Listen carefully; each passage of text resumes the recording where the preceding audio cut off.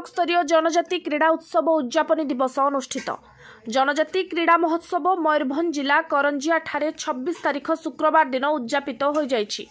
स्वतंत्र उन्नयन परिषद द्वारा प्रायोजित एही 2 दिनिया क्रीड़ा उत्सव रे करंजिया ब्लॉक अंचल 500 रु ऊर्ध्व खेलाड़ी भाग नहीं प्रतियोगिता रे अवतीर्ण होइथिले।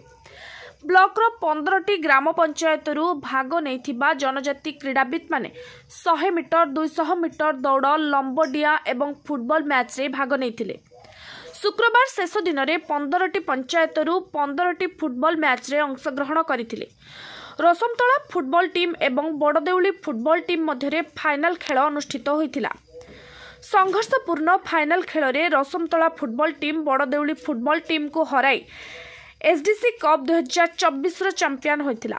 उभय दिवस रे खेलिथिबा प्रतियोगी खाद्यपेय गस्त खर्च फुटबॉल टीम गुड़ी को जर्सी किट आदि विभाग पक्षरु बहन करा जायतिला।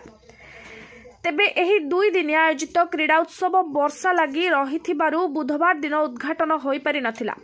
शुक्रवार दिन सकाळ 11 घटिका समय मुख्य अतिथि भाबे करंजिया एनएससी अध्यक्षा पपी पुष्टि जोगदे एही क्रीड़ा को शुभारंभ करिथिबा बेले संध्या 7 घटिका समय रे एहार उद्यापनी उत्सव अनुष्ठित हो जाइछि।